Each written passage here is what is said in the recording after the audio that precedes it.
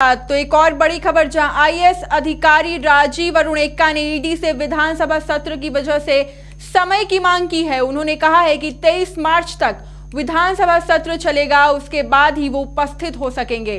गौरतलब है कि आज राजीव अरुण एक्का को समन जारी कर ईडी ने पूछताछ के लिए बुलाया था।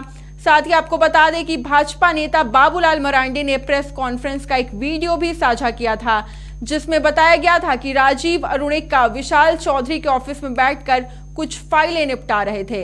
इसी मामले के उजागर होने के बाद ईडी ने आईएएस अधिकारी राजीव अरुण एक्का को समन जारी किया है।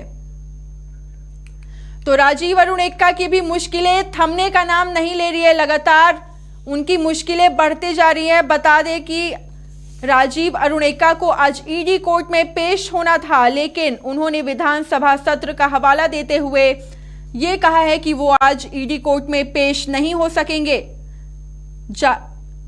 गौरतलब है कि आज राजीव अरुण एक्का को समन जारी कर ईडी ने पूछताछ के लिए बुलाया था। एक बार फिर से आपको जानकारी दे दें कि क्या है ये पूरा मामला, तो आपको फिर से बता दें, भाजपा नेता बाबूलाल मरांडी ने एक प्रेस कॉन्फ्रेंस का एक वीडियो साझा किया था, जिसमें उन्होंने ये बताया था कि राजीव अरुण एक्का विशाल चौधरी के ऑफिस में बैठकर कुछ फाइलें निपटा रहे थे। टीवी स्क्रीन पर आप वो वीडियो देख सकते हैं और ये वीडियो पूरी तरह से वायरल हो गया था। और अब इसके बाद से ईडी ने एक्शन लेते हुए उन्हें समन जारी किया था और आज पूछताछ के लिए उन्हें पेश होना था।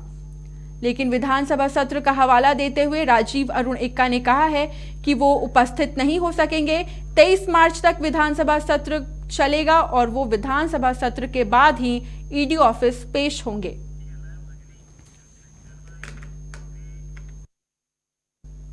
सहयोगी अंजनी हमारे साथ लाइव जुड़ चुके हैं न्यूज रूम से। अंजनी, क्या हो गई, मतलब राजीव अरुण एक्का को आज पेश होना था, लेकिन उन्होंने विधानसभा सत्र का हवाला देते हुए कहा है कि वो उपस्थित नहीं हो सकेंगे।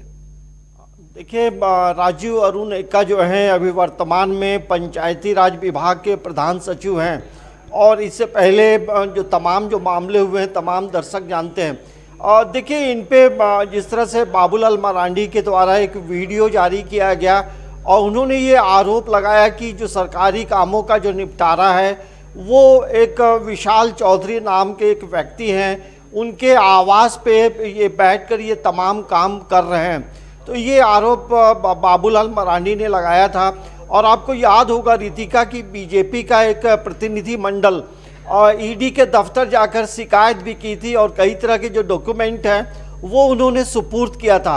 उसके बाद से हम कह सकते हैं कि जो तमाम मामले होते रहे और इसको लेकर ईडी जो है उन्हें सम्मन जारी किया सोमवार को कि आपको बुधवार को 11 बजे ईडी के दफ्तर में पहुंचना है। और ईडी जो है पूरी तरह से सवाल क्या होगा वो पूरी तैयारी ईडी ने कर ली है। लेकिन ये राजीव अरुण एक्का ने ये ईडी को चिट्ठी लिखी है कि विधानसभा का सत्र चल रहा है, जिसकी वजह से 24 मार्च के बाद वो उपस्थित हो सकते हैं। और आपको ये आप देखेंगे कि जिस तरह से पूरे झारखंड में मामले होते रहे हैं, ये दूसरे आईएएस अधिकारी होंगे जिन्हें ईडी दफ्तर आने के लिए कहा गया है। इससे पहले पूजा सिंघल जो है ये ईडी के दफ्तर भी गई थी और वो अभी तमाम जो चीज़ें हैं वो चल रही हैं। कुल मिलाकर हम कहेंगे तो पूरे झारखंड में 3 आईएएस अधिकारी जो हैं ईडी के दफ्तर अब तक आ चुके हैं।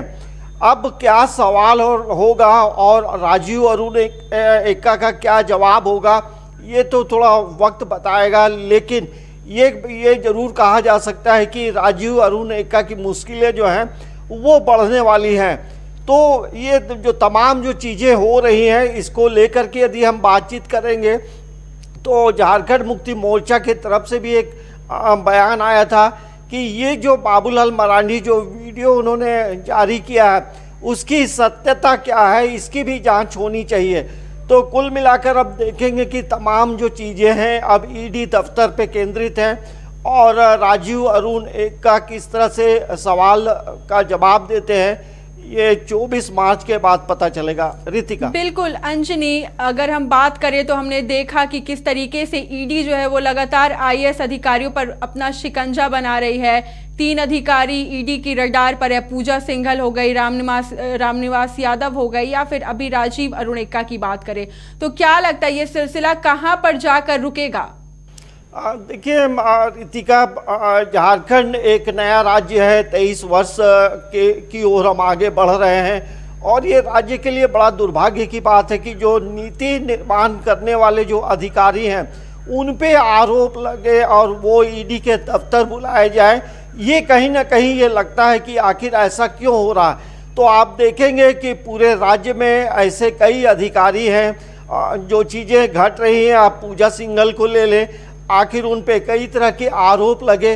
तो हमें लगता है कि जो राज्य में जो अधिकारी हैं उन्हें तमाम चीज़ों से बचना चाहिए, राज्य के डेवलपमेंट की ओर ध्यान देना चाहिए, लेकिन ऐसा प्रतीत हो नहीं रहा है। और यहाँ आप देखेंगे, मैंने जैसे पहले भी आपसे बातचीत में कहा है कि यहाँ राज्य में तमाम पॉलिटिकल पार्टी के लोग यहाँ सत्ता में काबिज रहे हैं, लेकिन आखिर क्या बात है कि ऐसे अधिकारियों की एक लंबी फौज है जिन पे आरोप लगते हैं और कई ऐसे अधिकारी भी हैं जो अभी पर्दे के पीछे हैं और कई अधिकारी अभी रडार में हैं। तो हमें लगता है कि ऐसे अधिकारियों को तमाम चीज़ों से बचना चाहिए, क्योंकि आप सिविल सर्विस की परीक्षा पास करते हैं और देश सेवा, राज्य सेवा की बात होती है, तो आखिर वो धर्म, वो जब शपथ होता है कि हम ये काम करेंगे, आखिर वो जुनून कहाँ चला जाता है।